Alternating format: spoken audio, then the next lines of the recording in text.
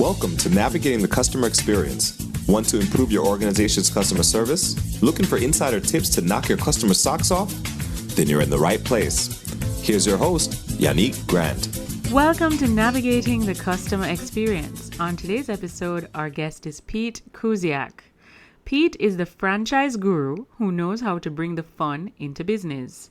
With a track record of success owning and coaching franchises for over 20 years, Pete's innovative strategies have transformed businesses, boosting revenue and workplace happiness. His passion lies in creating organizations that are not only exciting, but also irresistible. By using his fun-first strategy, Pete motivates teams, improves company culture, and drives sales and operations to new heights. When he's not busy making work lively, you can find Pete enjoying quality time with his amazing wife and 4 kids in Charlotte, North Carolina. Oh, and did I forget to mention, he's a seasoned marathon runner and a connoisseur of rum punch and Mai Tais. Pete has certification in happiness coaching and human resources consulting, making him your go-to guy for all things fun and business. So without further delay, sit back, plug your earphones in, and let's jump right into this conversation with Pete. Welcome, Pete. Hey, welcome. Yeah, thanks. Glad to be here. Awesome. Now, we always like to give our guest Pete an opportunity for them to share in their own words a little bit about your journey. How did you get to connecting fun with business? How did that all come about? Can you tell us a little bit? Yeah, sure. I'd love to. So my journey really started way back when I graduated college, and I linked up with a franchise, children's fitness franchise called the Little Gym. And it is all about creating these great, fun experiences with kids and teaching them how to enjoy being physically active, right? So that really carried with me as I progressed through my years in corporate America, right? Because I had eventually made a name for myself and got linked up with the corporate headquarters of that franchise, did some training and consulting to eventually owning my own little gyms here in the Charlotte market. So once we built a successful franchise platform here in Charlotte, it's time for me to kind of step back from the day-to-day operations. I got more involved in the coaching consulting realm with different brands and mainly in the service industry, but help build operations and trainings and coaching and all sorts of good things over the last few years that ultimately led me to sit back and really reflect about why businesses are successful. Why were my businesses successful? What was the commonalities between the businesses that didn't have success versus the ones that did? And it came down to one thing. It was really easy. The businesses that had the most fun were the most successful. And I felt that, in my businesses, the days or months or years that we were focused on a grind, we were in that mentality of a grind. They weren't as successful as the years we were just enjoying what we were doing and, celebrating with our customers and just creating a culture that was really good, right? So the mindset really made a big difference. So what I did was I decided, hey, if I could put all of these unique theories and these unique methods into a book, it would really make a great business strategy. So a couple of years ago, I started writing and came up with what I called the fun first strategy. It's really a way to prioritize making fun the element in which, or the catalyst in which you can have business success. So kind of a long story there, but it's a wide range of, from my early beginnings of, a teacher and working with kids all the way through working with multiple brands and coaching and consulting, but using those strategies to really propel fun as a catalyst. Yeah. Awesome. Fantastic. So then you wrote a book called Drop the F-Bomb in Your Business. F, of course, standing for fun. So that book was published on January 23rd of 2024, correct? Yes, correct. Yeah, I was having fun with a wordplay there. Drop the F-bomb. And what's so neat is that coming from the children's fitness industry, right? We didn't use foul language, right? You're working with kids, you don't do that. Right. I thought it would kind of be unique to position it as an eye catcher and you get people curious about what I'm talking about. So having It a little was. fun with words. It Yep. was. I will have you know that when your profile was presented to me via email, that's what caught my attention in the email. So I was like, drop the F bomb. I wonder what he's talking about. And then I did Yeah. some more research and I was like, oh, this sounds pretty interesting. I'd love to have him on our podcast as a guest. Yeah, thanks. So, can you tell our listeners a little bit about your book and maybe 2 to 3 overarching themes that the book focuses on? There's like, what can they expect from the book? Is it more like narratives in terms of examples of using fun in different businesses and, you give like case studies and examples? Or is it more so you talking more from a strategy perspective of using fun as that trigger that will help to navigate that experience? Yeah, it's really all of the above, right? Because we have to prove that there's a need for fun in business, right? Because a lot of times when you throw that out there and say, "Oh, you need to have more fun in order to be successful in business," people will, you know, not necessarily agree. That everyone, I think for the most part, understands that it's important to celebrate the victories, have fun when you win, achieve goals. But my book is really about how do you make fun part of the journey, not just the reward, right? Mm. That's a key element, right? But you really need to know and flip that mindset to if we could have fun along the way, if we could build that into our operations, if we could build that into our business environment, our customer service, if we could attract more like-minded individuals that want to have fun and be part of that process, what would that do for your business? So the book really starts with changing the mindset and convincing, right, through the philosophy that fun does work. It can create opportunities for more better problem solving, right? Better creative thought, more work engagement, which is ultimately going to lead to, right, higher profits, uh, better customer service, et cetera, right? So we kind of start there. And then as the book progresses, it takes you through what I call the playbook, right? The playbook or the PLAY book is really important because that's the actual strategies. That's one of my theories is called the principle of play, and that stands for prioritize, laughter, and youth. So when you can find a commonality amongst your people, your team, your culture, right, your business culture, you can start to employ these um, play principles, right, so that you're having more unique experiences and getting to those points where you know everything else is a lot easier because you're having fun along the way. And so then toward the end of the book, we talk about the strategies in experiences. So I actually have written some real life examples of how the fun first strategy has actually worked in different businesses. So those will be fun to read as well. All right, that is awesome. So play said stand for prioritize laughter and youth. Yes? Yeah, that's right. So if you make fun, obviously the fun first strategy, right? Prioritize. Make it a priority in your business to make fun part of your culture. And if you can make it number one, great.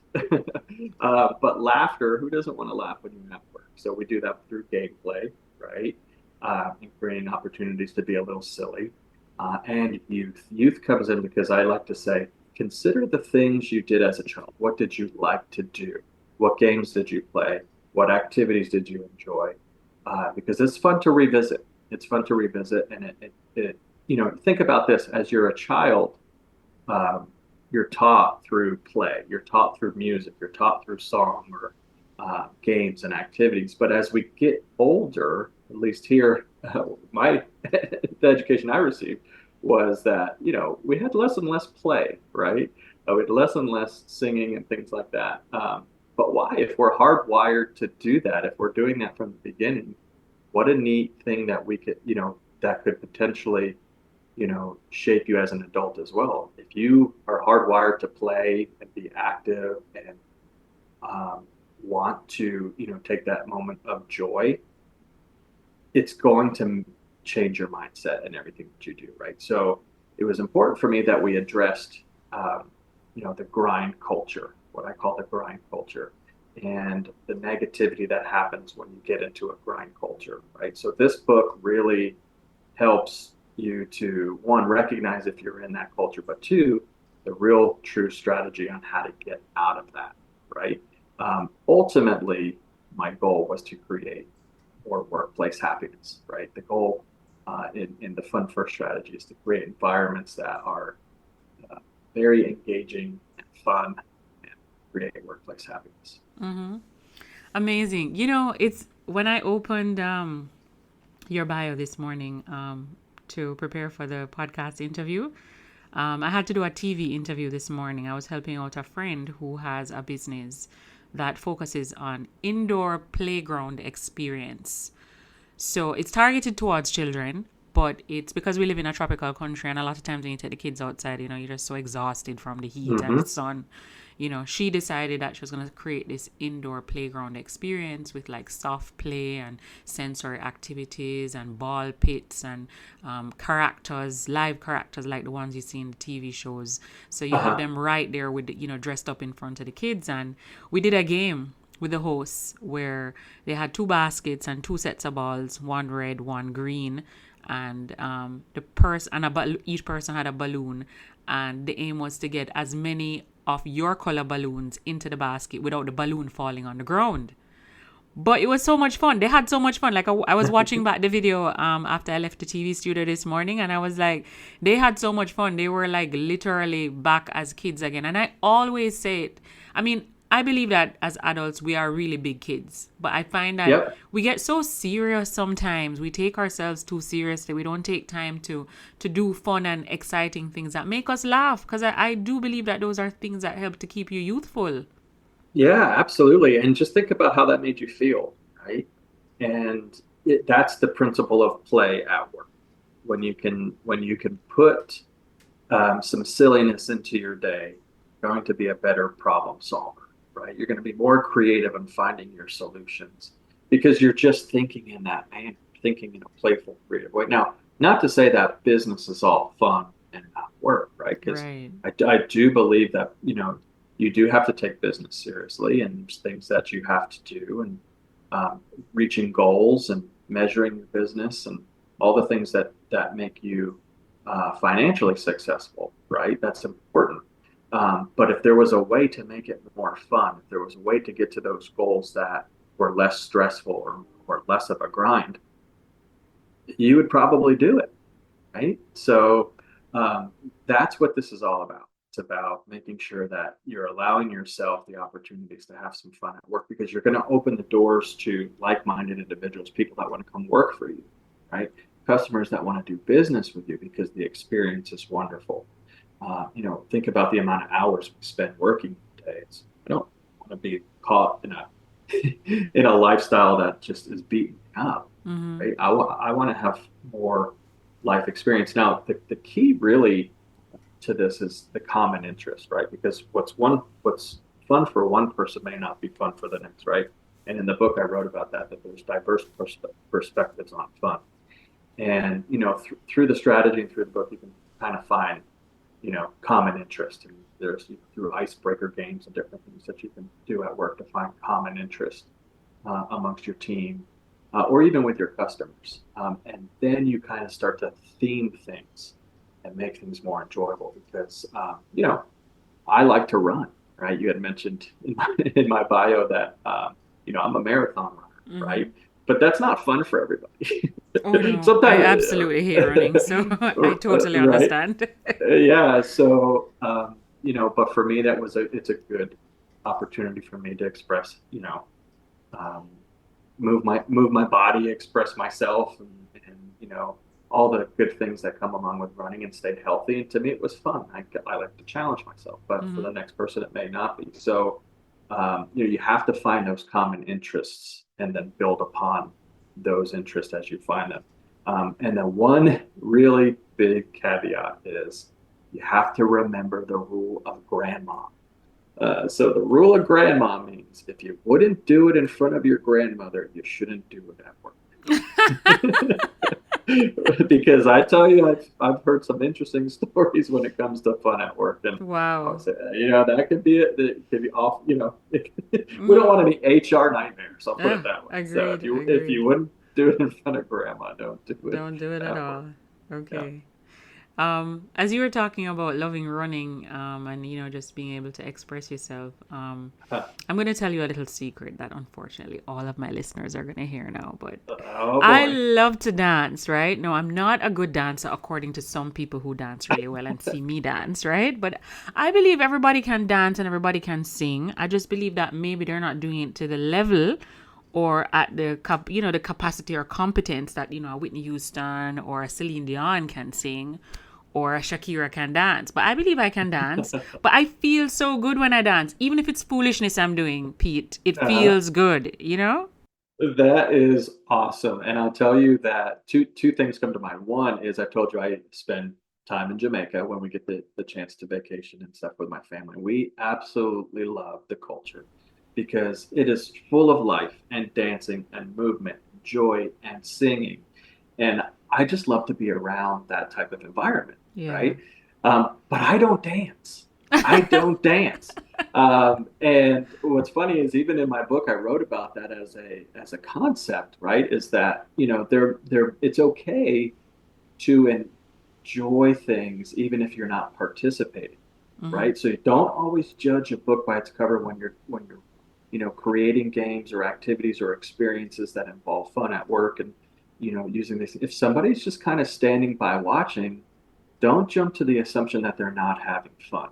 Because if you were to kind of outside looking in at me watching a group of people dance, you say, oh, well, how come he's not dancing? He must not be having any fun. But I'm having the time of my life just enjoying you expressing, your love for dance. That's a great time. It's a lot of fun for me to be in part of that environment, but I'm just not going to dance. Yeah, yeah, I get it. So I have a question for you.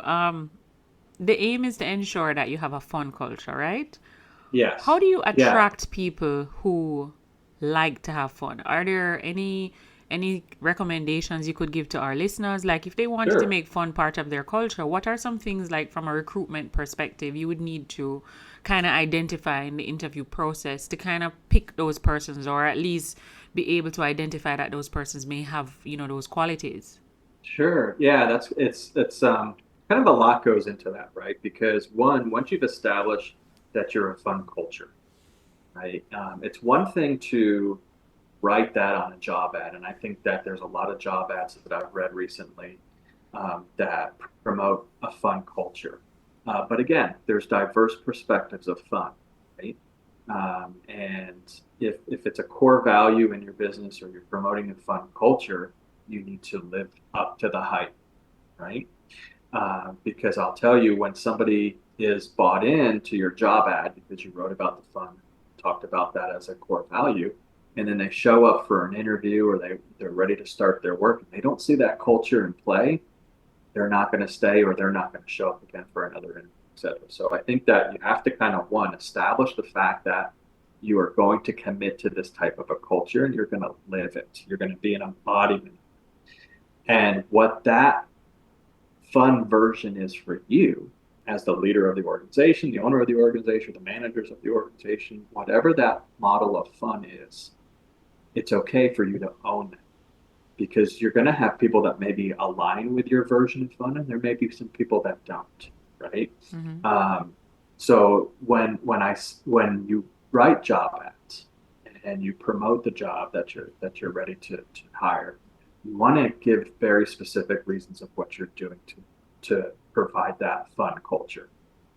So if you like to do a lot of outings, or if you like to do a lot of um, silly themes during your week, or if there was one company I worked with that was just they loved everything and anything cats, right? So they talked about, hey, we have a silly, fun culture at our business. They would talk about this in interviews and in their job posts. We're quirky and we love everything cats. If you're a cat person, reach out because you'll fit right in. Mm-hmm. Now, again, if I don't like cats, you know, okay. But if I think that that's an interesting culture for me to want to be a part of, I can maybe align with that. right? So I like to say, one, um, establish what fun is for you, right? Give examples of that in your job ads, in your interviews. Um, but embrace the uniqueness. Embrace the uniqueness. I think one of the biggest mistakes, especially small business owners make, is they don't embrace the charm of small business, right? There's a uniqueness and a charm in small business that you can do things a little bit outside of the ordinary, right? And when people are interviewing or people are applying for jobs, what they'll do is they'll apply for a lot of different roles, right, based on the title or the qualifications, things like that. So as a hiring manager, I'm competing with small business, medium business, large business, corporations, right? And I don't want to interview. I don't want my job ads. I don't want those things to be exactly like everybody else. And too many times I see small businesses, especially, write their job ads and shape them like a large corporation. And that's okay, right? Until the individual comes in to see the environment that they're working. Like, oh, well, this isn't, you know, the 10-story building that I interviewed with last week. And you know what I mean? Instead, embrace what makes you different. Embrace that small charm, because I think you're going to attract people that are looking for that type of opportunity, or they know what it is going into. Does that make sense? Yep, it does. It does. Perfect sense. All right, Pete, could you share with our listeners what's the one online resource, tool, website, or app that you absolutely can't live without in your business? So in my business, I love QuickBooks. Okay. So I can't live without QuickBooks. That's how I do all my bookkeeping, all my invoicing, and all my you know administrative. So QuickBooks is a great online resource for us. So. Okay. All right. And can you also share with our listeners maybe one or two books that you've read? It could be a book that you read recently or even one that you read a very long time ago, but it has had a great impact on you. Yeah, so I've been thinking about this a lot because I've read a lot of business books. And one of the reasons I was so interested in writing a business strategy book was because I've read so many that were multiple steps, or the 50 laws, or the 100 steps to whatever. And they're long, Mm-hmm. right? And they're cumbersome. So my book is a little bit more about keeping it short and easy. But so there is a book though that I read a few years ago. It's called David and Goliath. It's by Malcolm Gladwell, and it's like I thought I was picking up a spiritual book at first, right? Because I love spiritual books and different things Mm-hmm. as a man of faith. But I thought I was picking up a spiritual book, and it was to a degree, but it was about all these stories and all these examples of how the underdog isn't always necessarily the underdog. We perceive the smaller or the weaker or whatever as disadvantaged, right? Sort of like David and Goliath. Mm-hmm. But why is it that the underdog always excels, right? It's because sometimes what's perceived as a disadvantage could actually be an advantage. And it was so compelling to me that and the stories were so compelling that it really made me think about how I was raised, and some things that because I wasn't raised very wealthy and things like that, Mm-hmm. and how I had to problem solve my way to get to things, right, whether it be to sporting events or practices, different things. And if I wanted new shoes or different whatever, I had to problem solve that as a young child, Mm-hmm. right?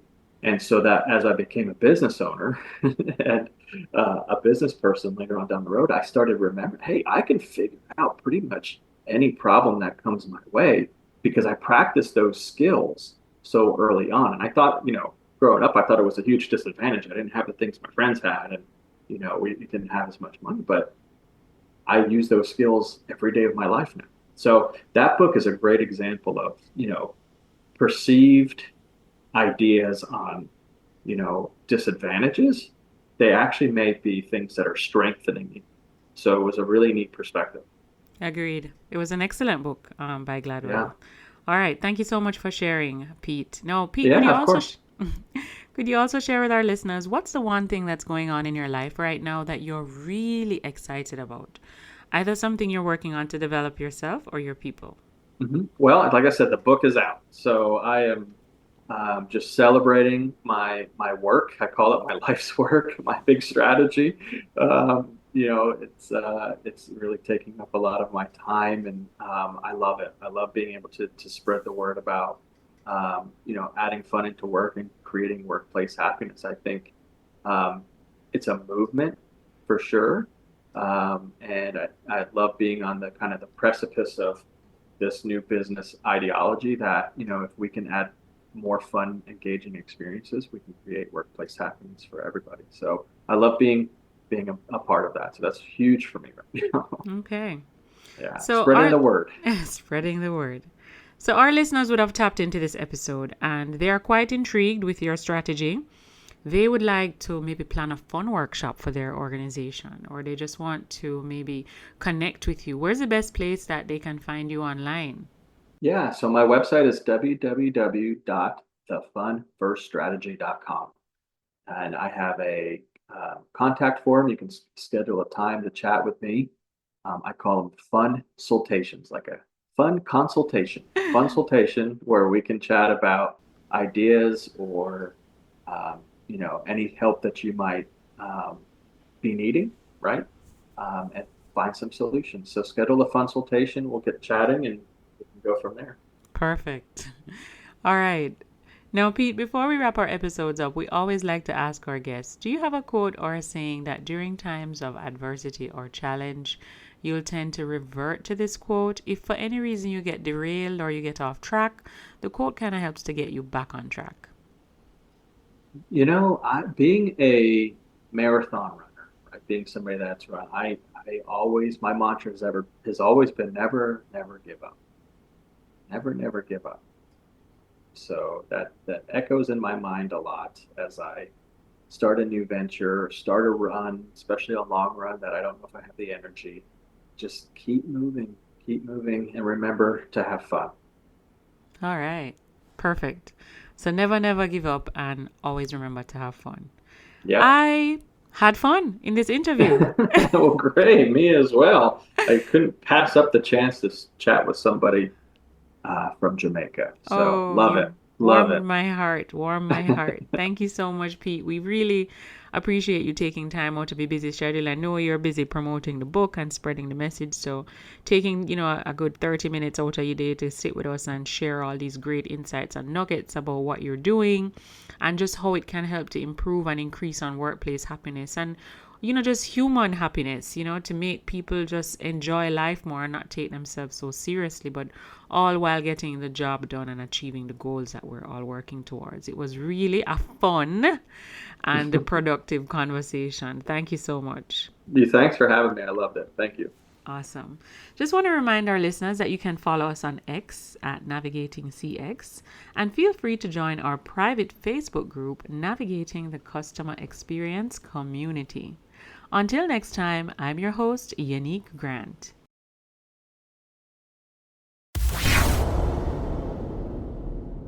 We also have a new book available on Amazon, The ABCs of a Fantastic Customer Experience. It's available in ebook and paperback. So if you want to increase revenue in your organization, build a stronger service culture, and create employees or develop employees who are really mastering service delivery in your business, you need to grab a copy of this book. Until next time, I'm your host, Yannick Grant. Thanks for listening. For more awesome resources to take your customer service game to another level, head over to navigatingthecustomerexperience.com. See you next time.